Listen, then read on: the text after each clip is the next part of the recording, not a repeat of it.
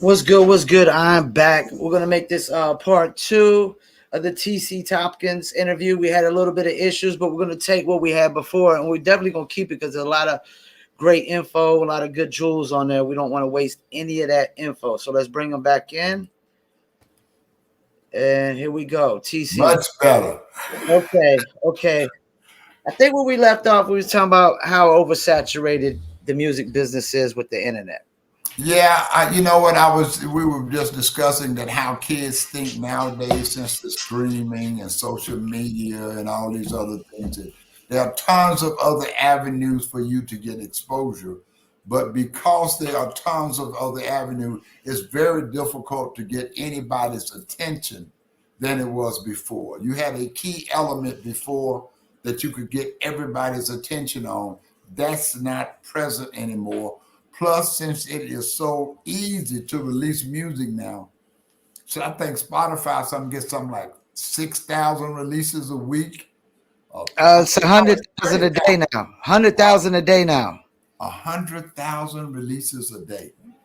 Yeah, it was at 60,000, and then they said they reached 100,000 in one day. I don't know if it stated that, but that's too much music. Too much. Even if it's 30, I mean, it's too much. Yeah.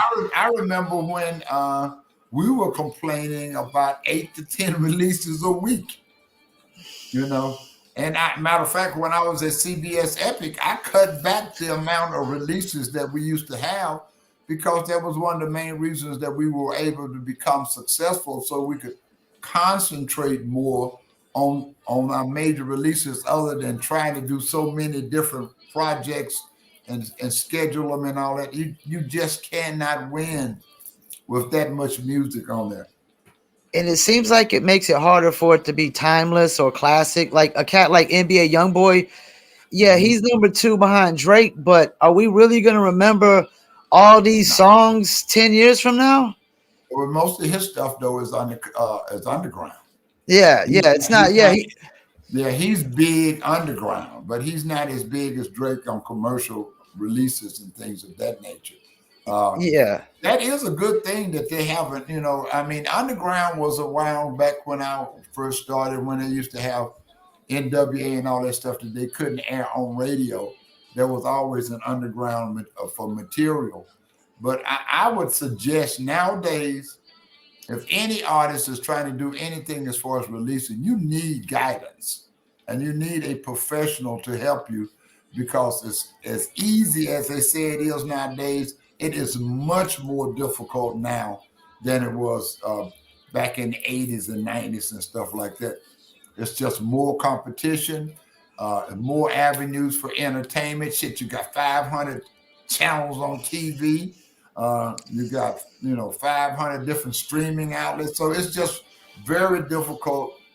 And I found out a lot of places that, man, that what they call the old school method of going to radio and going in those markets and performing works better, works just as good as all of the other stuff. You don't capture as a larger audience as you would on the internet, but they are much more personally involved with your material once they see you perform and have some kind of interaction with you.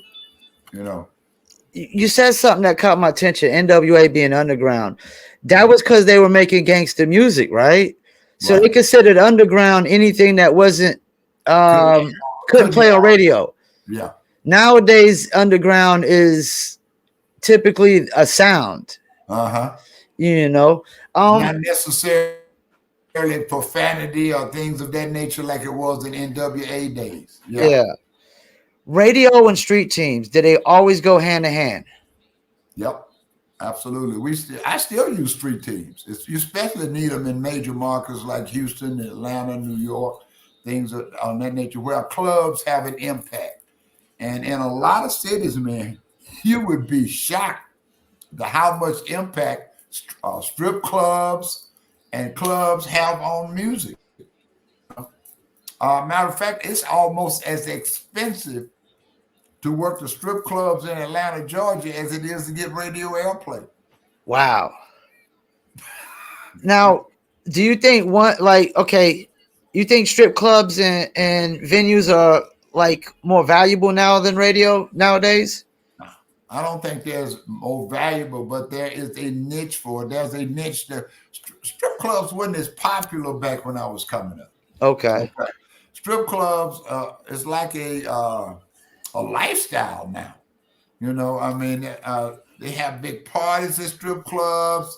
I mean, they're much more acceptable than they Yeah. were back when in the 70s and the 80s and things of that nature. And it is, I have known music to develop from strip clubs. Put it in your mouth. Yeah. Akinelli. Hmm. Definitely. Come up from strip clubs. Yeah. Do you think COVID's had any effect on the street teams? Oh, hell yeah. Yeah. COVID has had an effect on everything, man. Shit, I almost starved for a year. But nobody releasing any music, you know. Yeah. Uh, and matter of fact, I had a couple of good, excellent projects that we were doing, and we're about to go out on tour with this artist when they stopped everything. And it just killed the record. It killed the record because we were at a point. It was an R&B record because you don't really necessarily need to tour as much on hip hop as you do on R&B, Okay. because R&B just does not get the kind of action on the internet that hip hop does. You Yeah. know, you can have a huge R&B record and have shit hardly any followers on social media because of the demographics and the age group. Okay. Mm-hmm. Okay. As I a want to matter get of to. fact, I had a record on a boy named George Tandy. I think you helped me work it Yeah, I was called. looking it up. George. Yeah. Yeah, went top 3 in the country. I don't think he had no more than maybe 15, 20,000 followers. You know, that's unheard of. Record companies don't even want to talk to you if you ain't Yeah. If got, you ain't got no followers, yeah, you ain't got 200,000 to 300,000 followers, man. They don't want to talk to you, which but I I've seen. think is ridiculous. Yeah. Because I've seen the exact opposite. There's an artist we're working. She's got like, I don't want to say her name or nothing, but Mhm. she's got like 1 million subscribers on YouTube and 1 million Twitter followers. And I'm like, well, why are you having to pay me if you got all these subscribers and all these followers? You're But not working your music right with these yeah, platforms. but What's going that's on? it does not, and that's I found this out. I worked with the artist in here. Beautiful girl had I think about 2 million followers. Okay, yo, the whole 9 yards, and it just did not click with her followers. I don't know if it was a style of music. Tons of radio airplay on it. Got it on MTV. Got it on BET. The whole 9 yards. Nothing. And she had the package, the whole package, the looks, the followers, you know, the whole nine. It just did not connect. Yeah, it didn't resonate with And the I don't know. followers. Yeah, it just did not. I mean, we got plenty of comments on the video. We got plenty of action at radio. But for the markets that I had, because I had New York, Chicago, DC, Atlanta, had LA, I had tons of major markets on this project. It just did not develop. I've had 2 or 3 projects like that, and all female artists that had major followers, but it basically comes down. Matter of fact, I try to tell anybody this. I don't care how big you are on social media. If you got 5 million followers, if that music ain't in the box in the pocket, man, it just don't matter. It really don't matter because they just will not buy garbage or buy your garbage. Matter of fact, they'll comment on it and tell you how bad it is. You know, I've had a lot. Now you'll get a lot of reaction on that. If you don't get Yeah. anything from the internet, you'll get negativity. I want to get into the book. Hmm. Start with the title, When Radio is King. Is radio still king, you think, because it's less oversaturated? No, It's not. You radio don't think radio's purpose is not music anymore. it's not music. It's just advertising. No, it's advertising, programming. Radio plays a little bit safe now. Uh, they want all records researched, all records. You know, matter of fact, Houston, you can't get a record in Houston, Texas, man, unless The program director happens to like a local artist or something, or it's a national record. Matter of fact, I've had records that are top 20 nationally. The Houston will play. I mean, and this market, man, I used to love Houston because they would take risk. The program directors would take risks. Program directors nowadays don't take risks. Don't take that many risks or step out on something they believe in. You know, I've been able. Matter of fact, I was just telling you. I don't know if I was just telling you this about Maze.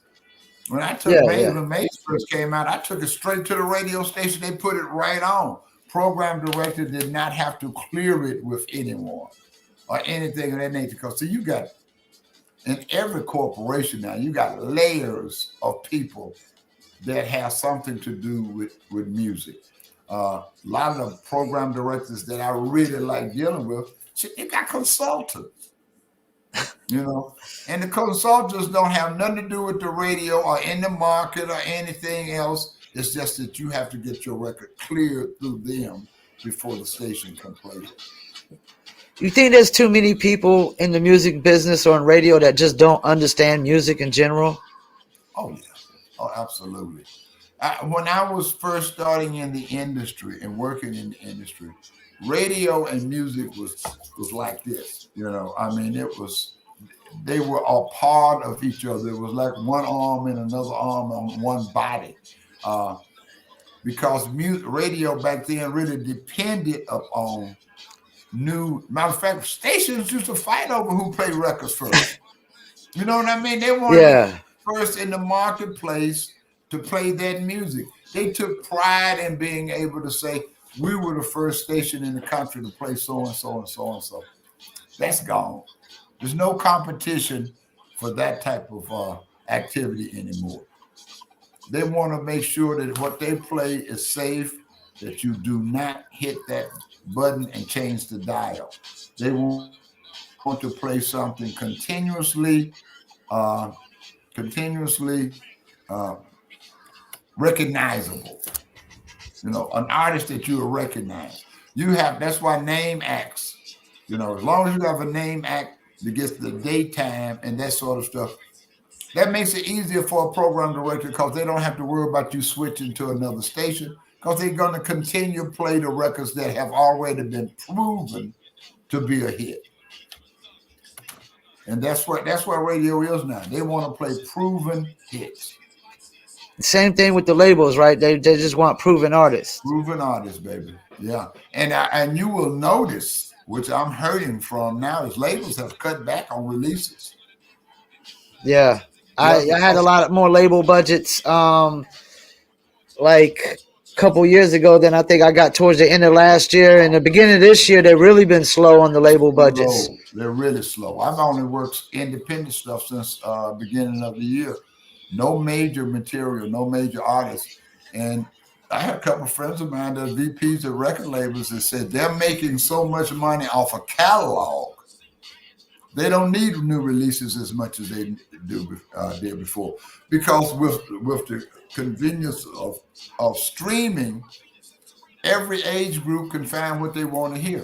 That's why they Yep. don't listen to radio anymore.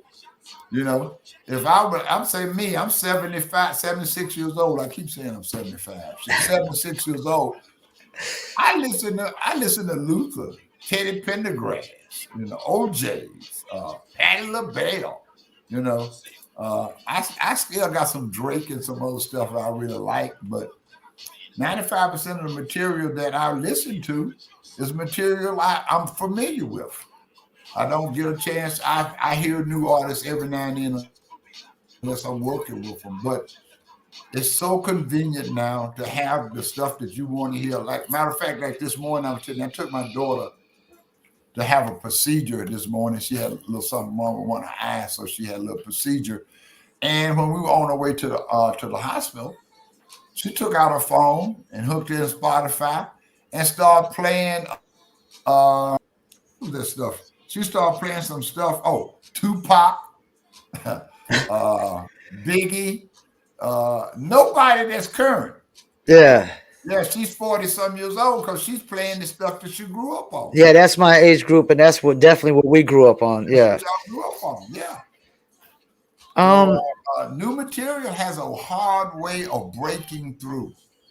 I think it does too, because now not too much of this new material I look at as classic or timeless, like a lot of the artists you named. Yeah, Um, well, you know what I mean. I hate to be like this. I just don't feel like artists put enough work into the material. they You know, brush them out. yeah. I mean, They just they figure if they got a hook, that's all they need is a hook and a beat. But I mean, stuff that lasts, man, has much more depth than that. and you could tell when you hear it. Oh You could yeah, tell when you hear it. I know when I hear a hit record, and I know when it's gonna be when it's not hollow, when it's not shallow, when the Yeah. material has body and has substance to it. You know, uh, and I love working with artists like that, man. Love working with artists like that. It's just that they are very, very few Hard to and find. far Yeah. between nowadays. You know, Why'd you write this book? people worrying the shit out of me to do it. And then on top of it, Paul, as quiet as it's kept, and excuse my French, motherfuckers just start taking credit for shit I did. You know, I mean, I couldn't understand it. I never understood, why would somebody would want to take credit for something they didn't do. I had a friend of mine who did an article on me. I see this article's up here on the wall. This had to be 10 years ago. He did an article on me about 10 years ago about my time with Michael and Sade. And the artist that they all try to steal is Sade. Yeah. Everybody wants to say that they're the ones that discovered Sade and brought her to America, which is a lie. It was little old me, you know. And that's the artist that I have the most problem with people trying to steal my credit for. Now, the Thriller stuff and Michael stuff is all over the internet that I work with Michael. But you can't find nothing on the internet about me and Sade because several major vice presidents at Epic and other labels They took the credit. took the credit for it. Yeah. Matter of fact, it's in the book. I call him out. I call him out and I say, you didn't have a damn thing to do with this record. Matter of fact, as quiet as it's kept, as everybody will find out when the book came out, man, Epic didn't have a clue of what to do with that girl. They did not want to release that record because they saw her as an overrated jazz artist from Europe. That's what they saw her as. Yeah. I never heard her music like that. I never thought of it as jazz or anything of that nature. I just thought it was a new style where she styles her music like Shaka Khan styles her. Shaka Khan not a hell of a vocalist, but Chaka has a style that nobody else can copy. When you hear a Chaka Khan record, you know that's Chaka Khan. Same thing with Sade. When you hear Sade, you know that's her. So she had her own signature style. And when you have your own signature style, it's always harder to break. It's always tougher to break. Whenever you're an original with something original that is unique, people are slow to accept it. How hard is it to break a European artist in an American market? You got to have a slick plan. Let me tell you that. It seems like America, we just don't want to support overseas artists as much as they support us. Oh, now they love American music. They love American music. Yeah. Matter of fact, I got most interviews scheduled for Europe than I do States. As soon as they heard about this book coming out, Yeah. Over in Europe, Sade is like a goddess. Yeah. And none of them knew about me and Sade. But I guarantee you, when this book comes out, Sade is definitely going to say something because she's definitely in it. And the fact that we sat on that album for months, they didn't know what to do with it. But that was a period in the 80s. European acts were really big. They had the Clash, they had Culture Club, Alaman. We had a ton of acts coming over from Europe that was happening in England, English acts. And that was the only acts that were getting access to MTV back then. Is the Europeans? The European acts and rock and roll. They weren't playing any black artists. Let's Michael, get let's Michael. get into that. I want to get into that. Mm-hmm. Breaking early black artists. I'm glad you brought that up. What was it like? I've heard it was like almost like they used to work with mob cats. Oh yeah, And Bobcats would be like, give you two options: you break the record, and take the money, break the record, or we break your legs. Was there any validity to that?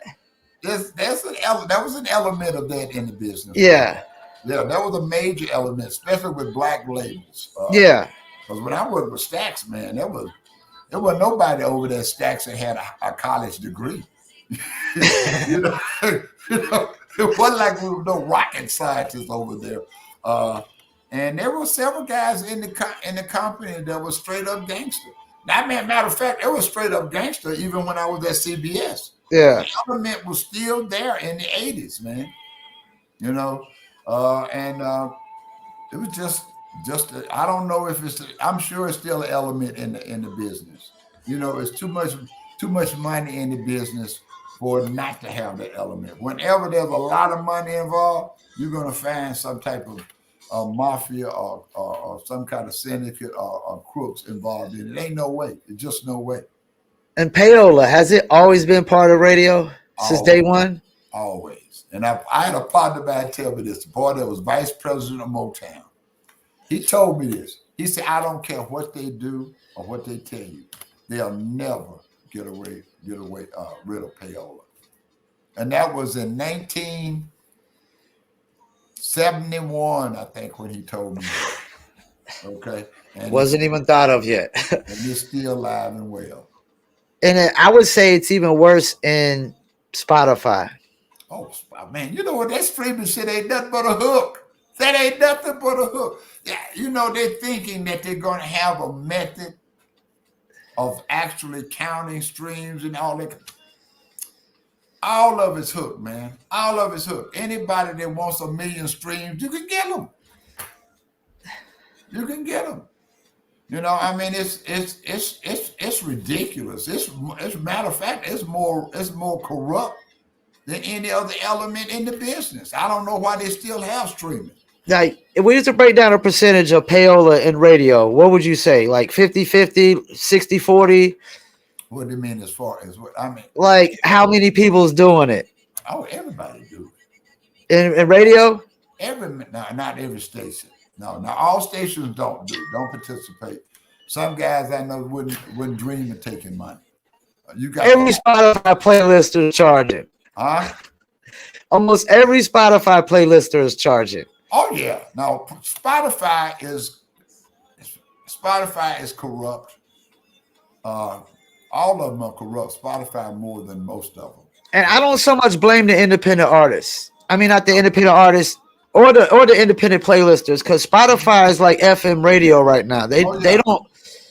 No, like Spotify, everybody thinks that they can happen just by getting on Spotify. Yeah, and up on Spotify. It ain't that kind of party. They're not looking to break nobody new. Not even from day one. I mean, like you said, early radio was they were fighting to be the first person to break somebody. Spotify has never had that mentality. Like, we want to be the first to break somebody. Spotify, you got to pay for features, you got to pay for everything, and then they got farms, man, up in New York and everywhere, man. That's all they do is do stream.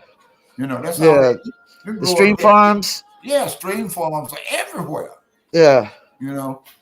So I don't know how much it really doesn't matter to Spotify though, because they got their subscribers paying for it. Yeah. And the labels loving it. Labels are loving it. They sitting there, they're making tons of money off of no effort. That's why it has started killing new music. It's really starting to bear on new music. When is the last time you've ever seen or heard anything in new music that everybody was talking about or excited? I can't remember one. Only thing you hear about now is Taylor Swift, Beyonce, Lady Gaga, Drake, Jay-Z. You don't hear about any new artists breaking. I think the last big New artist that I can remember breaking through was what? Justin Bieber. Can you I think mean, you're any? right. Like, there's no album out that comes out that I'm just like, oh, I got to go. I got to go hear that. No, ain't nothing like that. Matter of fact, the last Beyonce album was very disappointing to me. She said she was doing it for the gays. I'm happy for them, you know. But the funny thing about it, Freddie Ryan, I was talking about this. Beyonce's never won album or record of the year. She's never had a record that has been voted by the Grammys as being the best record of the year. Dang. That don't say too much to me. What's your take on this censorship going on? You think it's gonna leak over into the music heavier? No, no. They're not worried about the music. They're worried about education. What about certain individuals? Like I've heard through the grapevine that people told me to try to put out content with like Kanye West music in it or something, and this people tell them they got to remove the music before they can release the content. And Well, it's like cleared and everything. They just don't want the music. They want to kind of like censor the music, Kanye's music out. You don't think if more individuals well, start you taking know those what? kind of Kanye, stances? Kanye may have talked himself in a hole. You Okay. think so? Yeah, he may have talked himself in a hole. I don't think they're gonna. You don't think it'll leak over at all? I don't think they're gonna take their foot off his neck. I really don't. I He, hope it. I hope it's just Kanye because like Luther Campbell fought so hard, you oh know, yeah. in the Well, you know Supreme what? Court for this. It's not as much filth in music anymore, other than the N word. They're just rapidly motherfucker and the N word. Yeah, The only thing that everybody using now. Back in the early days, they were talking about shooting and killing people and killing cops, and that's what they were concerned about. yeah. Like you talk about NWA, like Yeah, fuck the that was police and cop killer Ice T. yeah. Yeah, I mean, and I really think the music was more real back then because they were really talking about content that was real and could identify with them. We don't have. When's the last time you had a hit record over something political? What was that? Tower? Was it Maybe Kendrick Lamar or something. Kendrick Lamar? That's about it. He's probably the most political mainstream rapper you could get, but Yeah. he's just one of one. It ain't. I mean, J. Man, Cole's from my city, and he's not super political. He's just more. He's like a humble kind of backpackish rapper. nobody wants to carry that burden anymore. It's like kryptonite now, man. I mean, it's gotten so anything that you say has been taken out of content. People, I don't Yeah, know. you're right. Yeah, it's been taken out of content. And it goes a lot further than you can't go into depth about anything without you really pissing a ton of people off.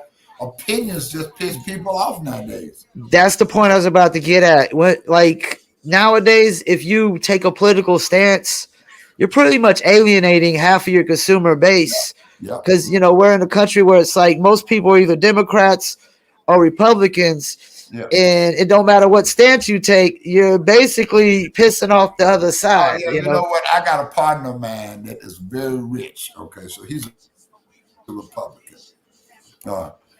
He calls himself being liberal, but he's a Republican. Okay, all the way to the core.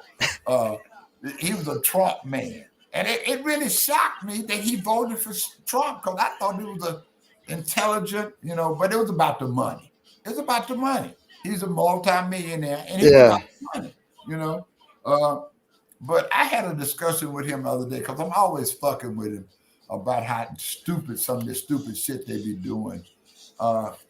And he gets so enraged about it, And I told him, I said, hey, man, why are we sitting up here arguing about some bullshit that doesn't have any effect on any of our lives? They stealing all the money. And trust me, they stealing all the money. Okay? Yeah. And me and you with our broke ass, well, me with my broke ass, not you. But me with my broke, I don't have time to be concerned with that, man, because I know it's bullshit. Both sides are bullshitting people, especially the Republicans. Some of the shit that they be saying, I don't understand how people can go for that. Some of the stuff that they say, John Kennedy gonna come back from the dead and be the vice president for Trump. And I mean, some of the shit I be hearing. And you know, there were people actually in Dallas waiting for him to show up that day, man.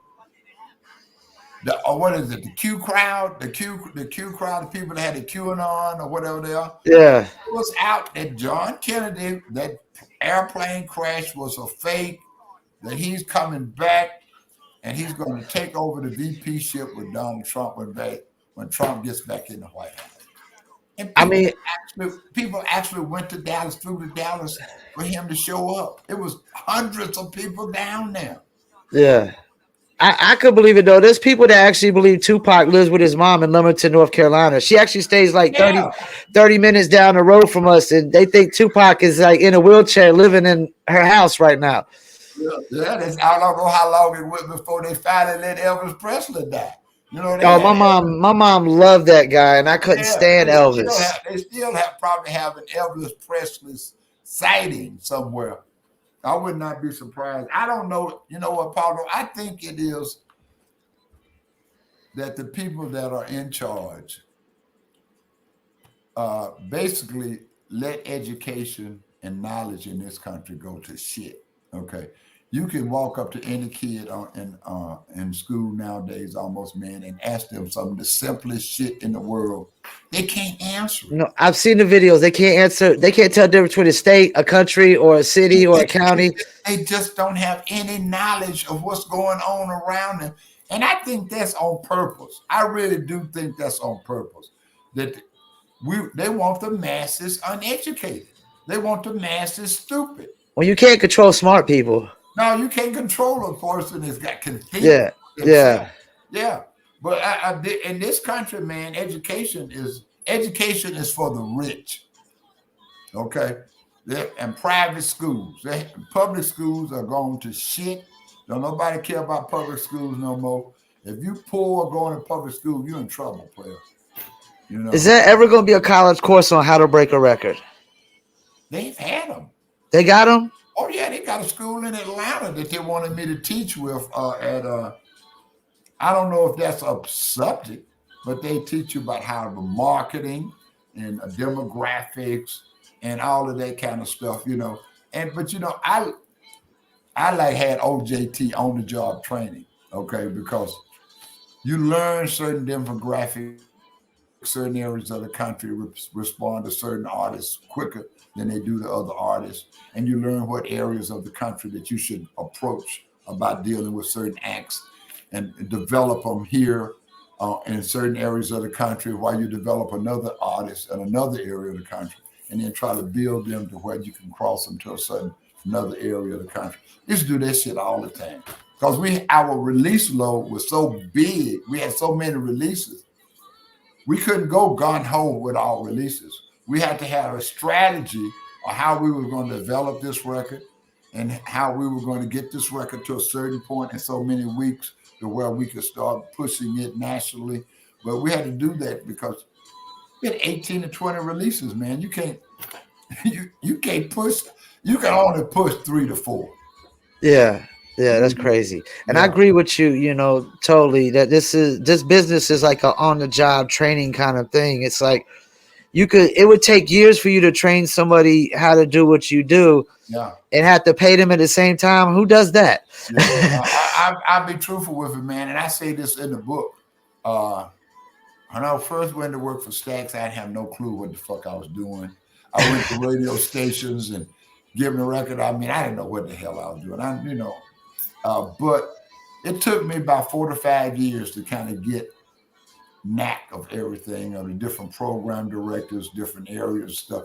So after about 4 to 5 years in the business, you start feeling like you got a grip of what you want to go on. And what I had done, I had did most of my development in the South, in Dallas and Houston and all those areas.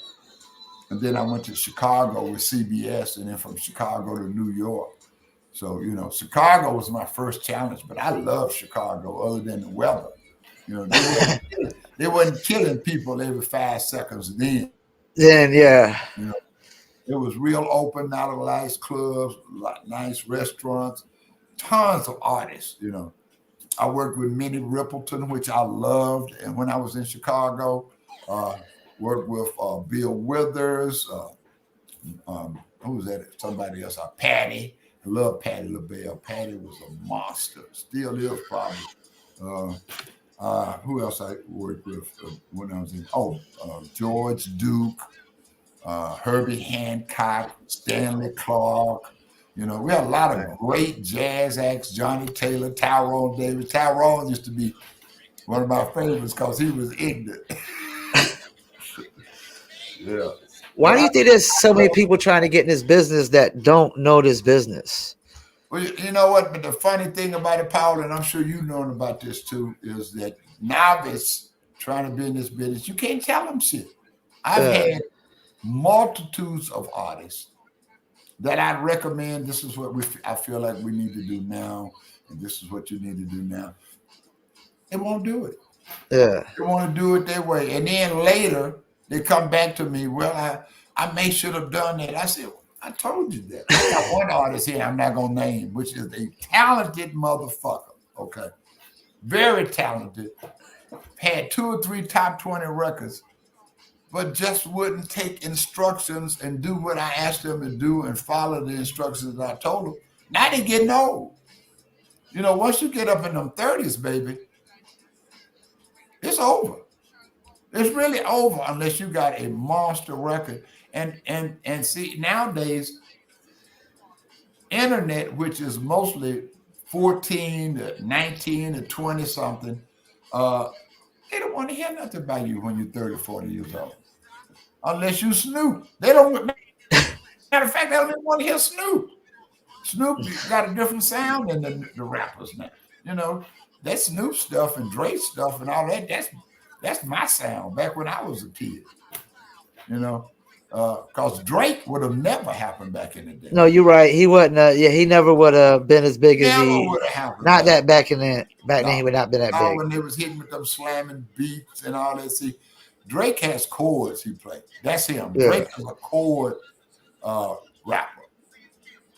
So his style is totally different than what was happening prior with Tupac and Biggie and all those kind of people that had swag with their rap.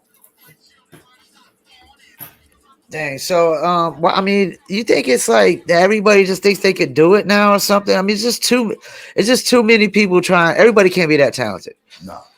Well, I don't, what my wife used to always tell me, because I used to worry about this kind of stuff. She said, you'll never be broke because everybody always want to be a star. Yeah. There's just too many people now trying to make it. It probably is, but it's more the merrier as far as I'm concerned. The more to try, that means for me and you. Yeah. COVID was good for me because nobody could spend any money on touring or anything of that nature. They had to spend it online or no promotion at all. Absolutely. Digital. That's all they could do. And now I really still miss getting out and beating them streets. I remember, artists used to stand out and sing in front of the parking lot at Walmart, man. Matter of fact, I had an artist that we did that with. We got permission from the Walmart managers in about 4 to 5 cities. We set up in-stores inside the cities and did a concert outside. We set up in-stores inside the Walmart and did concerts outside the store on the parking lot. Sold a ton of records. Yeah. Yeah. Did you remember that record, WAP? WAP, yeah. J-Dash, WAP. That record sold 3 million units. That's good. That was a hip-hop record I worked on, boy. That's matter of fact, it's in my other room. The 2 platinums. Do you think it's harder to get results nowadays working radio or back in your days? Because now everything's more digital. You're like servicing a record. And radio's tougher now. Radio's tougher now because a lot of people don't have the freedom to do what they want to do. They have consultants. And then a lot of them are owned by corporations. Matter of fact, it's like Cumulus. Cumulus has, I think, 22 stations or 20 stations. You got to get top 20 to get them to play it. Okay. Radio 1, you got to get top 30. And then they say top 30, but trust me, you got to almost get top 10 for the motherfucker to play. So it kills an art indie art. Matter of fact, it is a portion in my book where I was talking about when I first left major labels and started working indie. Okay. And when I first started working indie, see, because when I was at a major label, I never gave nobody no money. We hired indie to do something like that. But when I had to go work indie, when I first went out on the road, I knew about payola, but I wasn't paying nobody no money to play my records. And thank God I had a decent enough reputation and relationship with these guys, man. I never spent a dime. I broke 5 or 6 big records. Never gave nobody a penny. And payola, it don't always work either, does it? Huh? The payola don't always work for these cats either, does it? Now, what payola don't work because the record ain't real. Okay, because when you pay for something, you don't get what you pay. And that's probably why they're paying for it, right? Because the record ain't that good in the first place. No, not everybody pay. Everybody pay. You may not think it, but trust me, there are indies on every record that is out. Okay.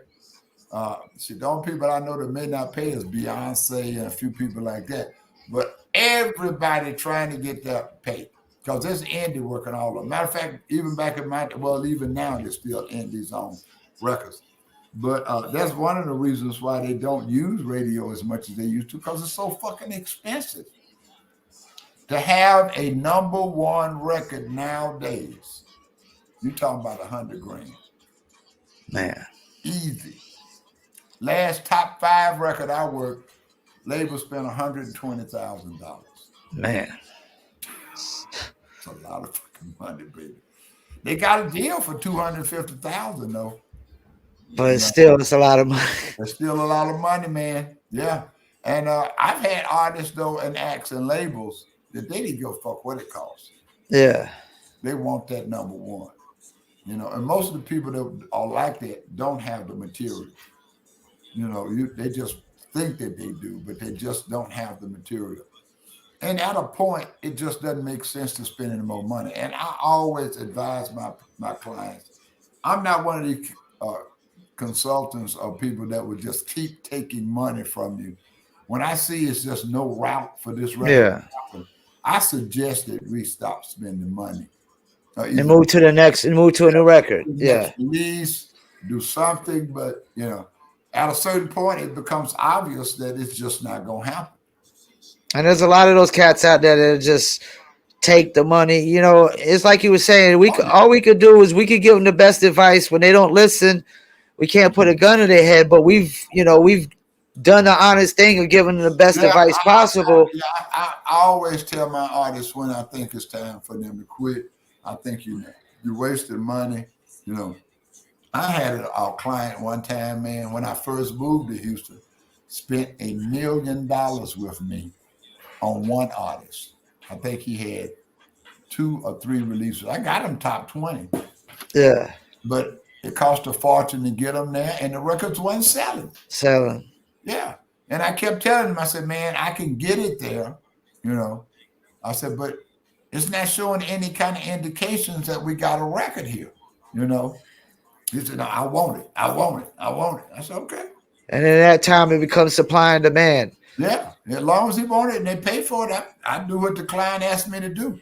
Yeah. But I always try to tell my clients, the truth. It doesn't always work out for them. They don't want to hear the truth.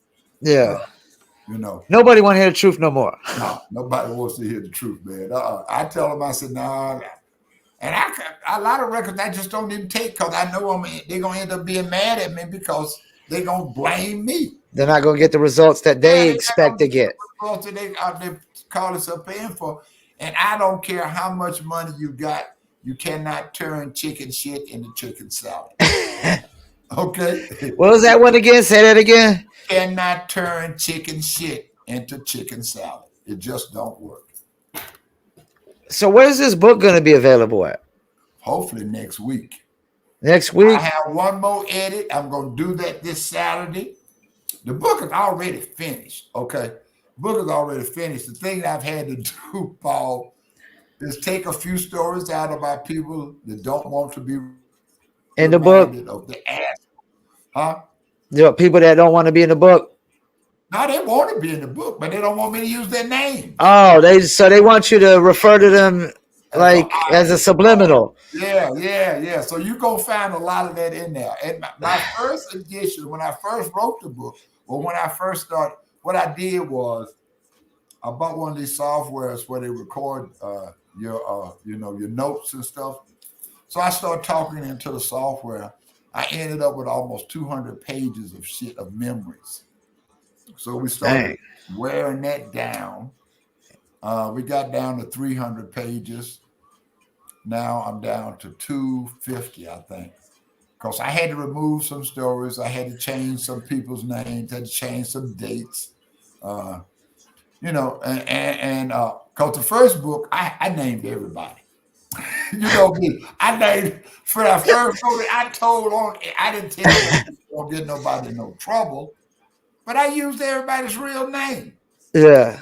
Sade did this. Sam so did this. Teddy Pendergrass did this. So and so and so. So first of all, my lawyer said, "Oh, T, so you asked him for a fucking suit?" I said, "But it's true." He said, "It doesn't matter if it's true. They're gonna sue you just to sue you, because Teddy still got relatives alive. His family's still living. Yeah. Luther still has his relatives. Sade is still finna drop another album, so she's really, and that's what one of the ones I had a big problem with Sade. Yeah. I worked with her a long time. Matter of fact, her project was tough to break, and so I got a lot of history with her. But she's got a new project coming out. She hadn't been on the market in 12 years. She hadn't had a release in 12 years. So she Man. don't want no negative press on her whatsoever. Okay. So I can't quote her. Yeah. I have plenty of quotes from her, Yeah.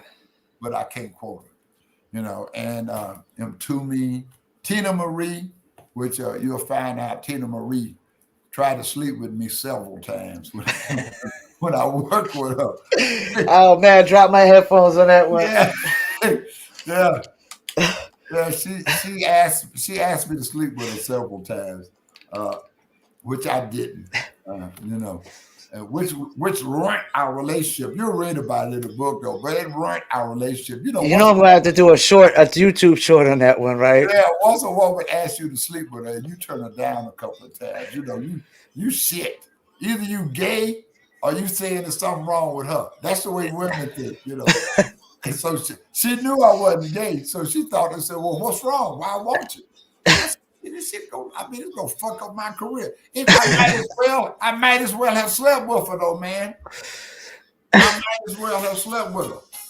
Oh, 1 second, man. Okay. Yeah, Joe, what's up?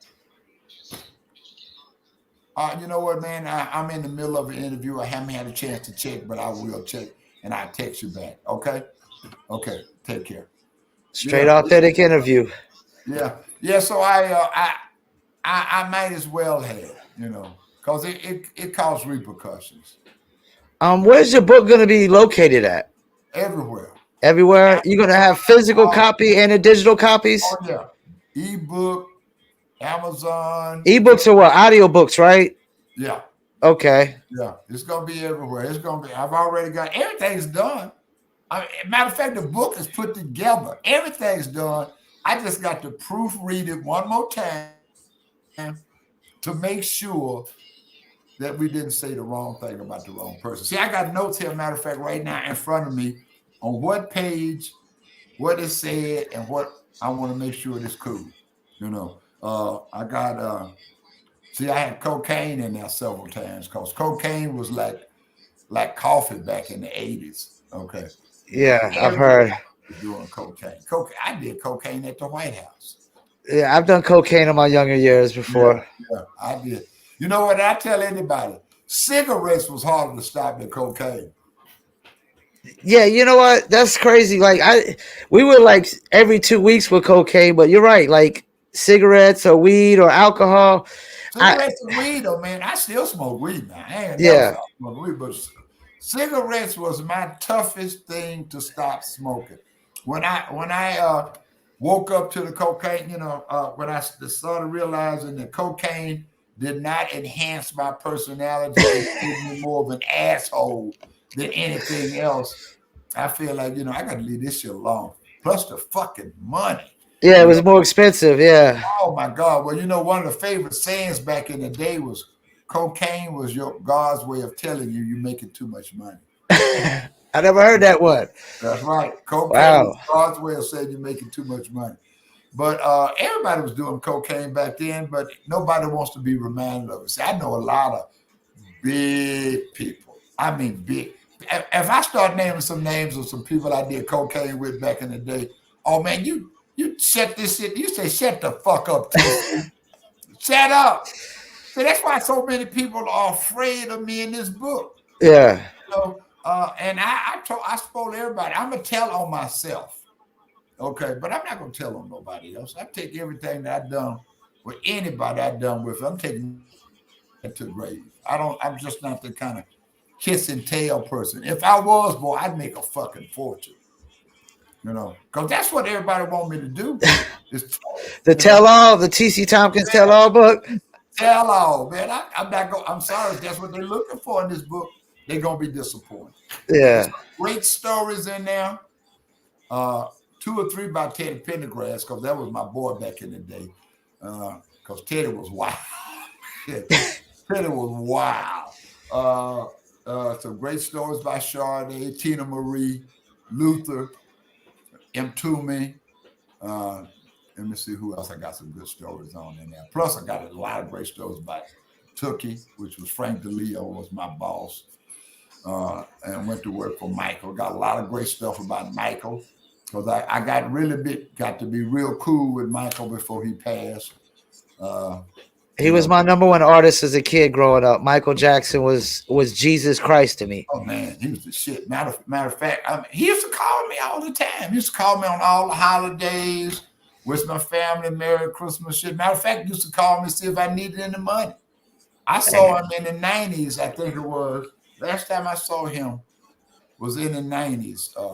Out in Los Angeles, and that's when he was going through all these suits and molestation and all that bullshit. Yeah. He told me right then it was about the money. He said, I'm gonna have to pay some people off. And that's what he did.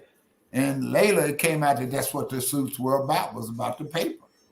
But he never impressed me as being. Matter of fact, I know a lot of women he was fucking. So I mean, if he was doing that, he was a versatile motherfucker. Because he had women, man. When I went out there when he was a kid, he was fucking. Now, does this book break down any differences of like? Does this book break down any differences of like the music business then to now? It does tell it just a different, but really all it is, man, is we just been fucked. We just been conned. Yeah. That's all this is. They done con all these music artists, man. I mean, this way of getting your music is very convenient. Streaming is convenient as shit. $10 a month, unlimited music. Yeah, and you can listen to endless amount of music. Okay, but artists are being fucked, man. You know how many streams you got to get to make $1? It's ridiculous. You say, I mean, if you do 5 or 6 million streams, what is that? Maybe about what, $30,000 or some shit? Yeah. Something like that. Yeah. Come on, man. That's ridiculous, man. Meek Mills is on a label deal. He says he's only getting $1 per every 1,000. Yeah, that's about right. And the labels and distributors, I guess, are taking $3. Killing. So they're getting what? Record companies are happy as a punk in Boys Town. They're keeping 75% of his money. And he's getting 25%. Streaming is the worst thing that ever happened to music artists. How long do you think it'll last? Man, as long as they keep doing everything digital, it's gonna probably last forever. Forever. Unless they come out with another format of being able to get people that got used to the convenience of it. I mean, you don't have to have no records, no CDs. Ain't got to have no storage place. It's easy. It's Even and for that, the DJs, it's easier. They don't got to carry all the crates and stuff like they used to. all they got to have is a little flash drive and a damn Mac, and Or you they don't good. even need a flash drive nowadays. You just need a laptop and a Serato, and the Yeah, music's on the laptop already. You can just load it in and just there you go. bam. There you go. Sure is. I don't like it. I really don't. I didn't even like downloads because you know what, man. And I'll say this, especially with black music. I don't know if it's the same with pop. Okay, but when I would work black music and go into a black neighborhood, you know, the record store, man, was the spot. The record store and the barber shop was the spot. You got the music playing, you got kids hanging out at the record stores, you got the posters. You had an air of excitement in the community about the music. It's just not there anymore. It's everybody got their headphones on. And there's no mom and pop stores no more. No, that's dead, man. I should love that. And I talk I about did that. too. Yeah, I talk about that greatly in the book because back when I was kicking ass, they had tons of black one stops. When I was up in the Midwest, there was Ernie's One Stop, there was Fletcher's, there was George's Music Room. Eddie Kendrick's brother had a big uh, distributor in Detroit named Kendrick's One Stop. You know, I mean, it was a massive amount of participation by a lot more people than it is now that it's digital. And we love the mom and pops because it was the only place for us to get our local CDs Oh man, sold. We could absolutely. do the Check consignment. this in there. You can get Yeah. stuff in there, get it played in store. Oh, I used to do all that shit. I loved all that shit, man. And it seemed like it was easier when you had That's the thing. Distribution had value then. Now it's, what do you say? It's Yeah, chicken shit chicken shit. because Chicken. everybody could get distribution. You get unlimited distribution for Yeah, like $14 a year on some a of these year. platforms. Yeah, yeah. Uh-huh. Yeah, and you know what it is? It just doesn't have any value. Just like you said, you're paying for it real cheap because it don't have no value. And It's anybody can just there. record the music, distribute Yeah, it, do their yeah, own covers. They'll do some bullshit artwork, yeah. record the song in less than an hour, throw it on a distribution, and Yeah, it just really doesn't have any value anymore, man. there's no process. Yeah, it's like sausage and a meat. Yeah, when you make sausage at a meat plate, it's like Yeah, sausage. Yeah, just put a just a little bunch bit. of shit grinded up together. Yeah, that's it. That's it. It's just sausage. I hate that, man. I love this industry. This industry has been just enormously good to me. You know, uh, and uh and I love the fact that I had to scratch and scrape to get there, because I mean nobody was handing out. You had to build a reputation and build a relationship with everybody that you were involved with that was involved with your music. That is gone. That is gone. People had more of a personal stake in artists back then, Yeah. you know, because they were involved in it and the stations were involved in it. It's just not that kind of involvement anymore.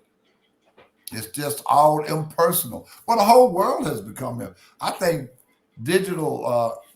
The world going to digital has made everything impersonal. Yeah, social media ain't so social No, because you and just post something and everybody's like, "Ah, fuck your shit. yeah, Who yeah, cares? Fuck you." yeah. Like Social what? media. Yeah, social media only deal right now with me is that most of my friends are all my age and we all retired music industry people. And I keep up with what they're doing. And that's what basically social media was meant for. But the young kids, man, all they do is take shots at each other. And Yep. it has just generated a generation, man, that just I don't know. I'm really concerned about it. I mean, even with my grandson, you know how hard I have to work to de-digitalize him. You know what I mean? Keep that damn phone out of his face or the pad or something, because he doesn't communicate. He got his face in that damn thing all the time. I be saying that all the time. I make a living on the internet, and I don't have my face in the phone that as much as these people do, and they don't even do nothing with it but just consume content Yeah. Just over look at and over again. videos and look at worthless bullshit. And you know what the funny thing about it? They shit on TikTok and shit. China don't let them show that shit in China. What do you mean? They don't show the same type of bullshit on TikTok in China. Oh yeah. China, yeah, they're not playing that. They don't want us. They don't want any influence from our culture, That's right. influencing their culture whatsoever. Yeah. They showing how to do math problems and shit on TikTok. They I teach. They're teaching on TikTok. That's crazy. I didn't know that one. Oh yeah. They more into the educational stuff. Yeah. Yeah, they're using it for instruction. That makes sense though. That makes all the sense in the world. They got a little short video, kids' attention, and teach you how to do something. Go on to it's informative. It's not dances and jokes and bullshit like it is over here. We don't. What about? We'll get into the hour mark. Usually, don't try to go over the hour. I got one more question I want to ask you, and I'm gonna let you just shout out whatever you want. Okay. Do you think you've like worked one of the best jobs to ever work on this planet, promoting music for a living, man? Man, in the time that I was hot, it was. From the 60s, late 60s, I got in the business in 71. From 71 to 89 and 90, I was real. Well, I'm still active. I would say up until the 2000s, I loved it. I loved it. You know, matter of fact, the last big record that I broke that was before digital was Domino Ghetto Jam. Oh, man. We were talking about him recently. Yeah, that was right before digital started taking over. It was just radio, okay? And it was in the 90s. And in the late 90s and early 2000s, it just started going downhill. It seemed like right when around the mixtape game came in, yeah, that's when a lot of stuff going digital. Even in the mixtape game, everybody tried to do like 50 Cent and, blow up off mixtapes, and it did not work. It was just the oversaturation of mixtapes. I remember the mixtape thing, yeah, when everybody was doing it. And nobody was really capitalizing except Wayne, maybe Meek Mills, 50 Cent, and a few other cats. Yeah. And that was it. Well, look, I on my last shout out, like you say, hey, man, I have had a life that I couldn't have dreamed of. I really couldn't have dreamed of. Because I come from a rural part of the country. I come from East Texas and farm country. I used to work my ass off as a kid. My grandfather used to own a construction company. So I used to work with him on his construction company. But when I got old enough to get the fuck out of Dodge, that was the first thing I did. And I just God blessed me enough to get into this industry. I have met some of the biggest people in the world, some of the nicest people in the world. I've had great friendships. I met your butt. Me and you cool, And I mean, it's just like meeting people like you, and you're proficient in what you do. You take what you do seriously. Thank you. I take what I do seriously. I love meeting people that take pride in what the fuck they do. Yeah, I am very prideful, and I know pride is a sin, but I'm a prideful person. Yeah, I don't want to have any connection to anything that's booty. Okay. I want my shit to all be slammed. And any product that I represent, and anybody that's listening to this can tell you, any product that I represent, I'm a pit bull on it. I go to the max.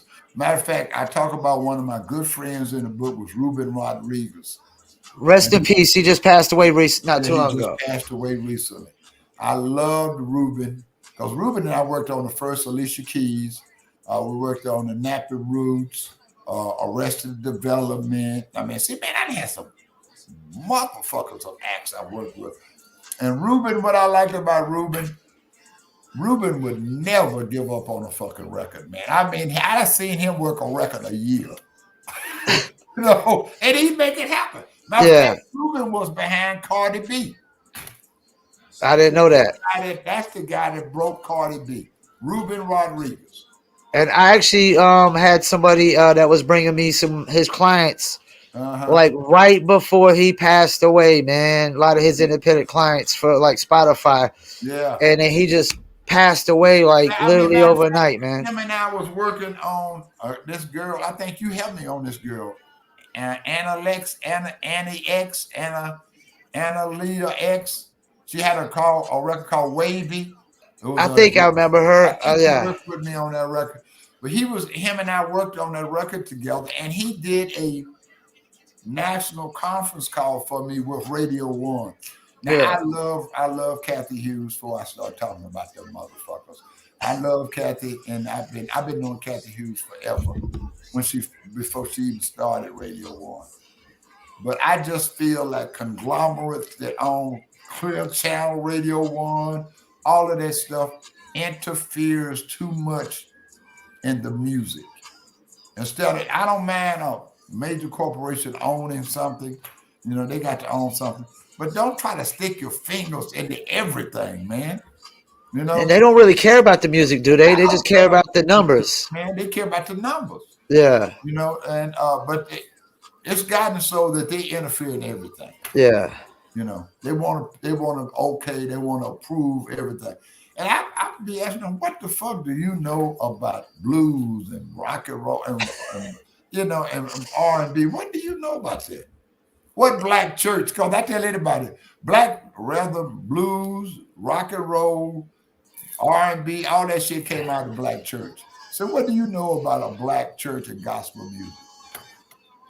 I went to a Pentecostal church before, and it was like, oh man, I never seen so much love in my entire life. Yeah. All the elderly women come up, give you a hug, kiss on Oh the yeah. cheek. Everybody coming up, shaking your hand.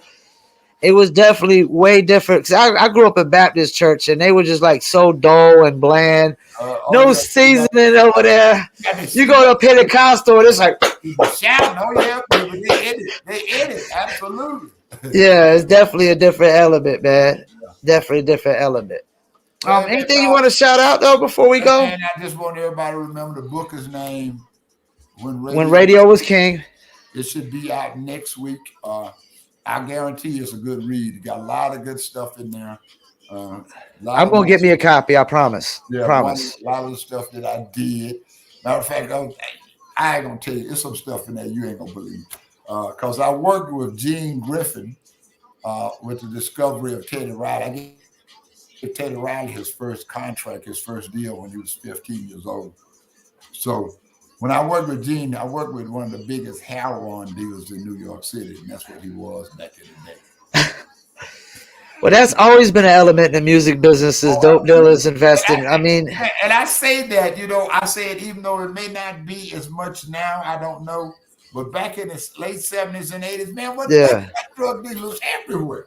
That's how they was washing their money, was through the music industry. So it was just an element that was there.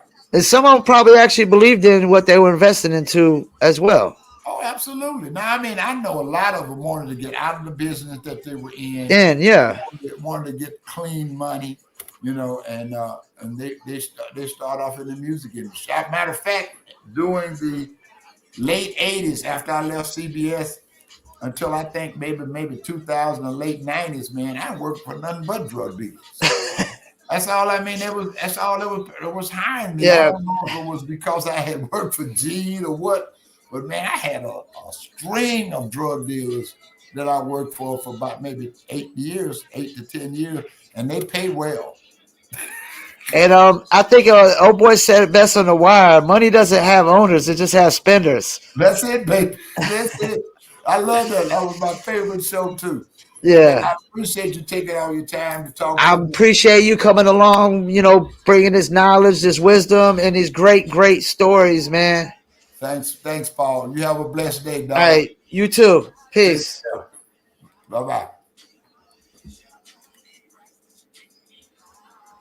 Well, I hope y'all enjoyed. That was TC Thomkins when radio was king. He said the book's coming out next week. Should be available everywhere.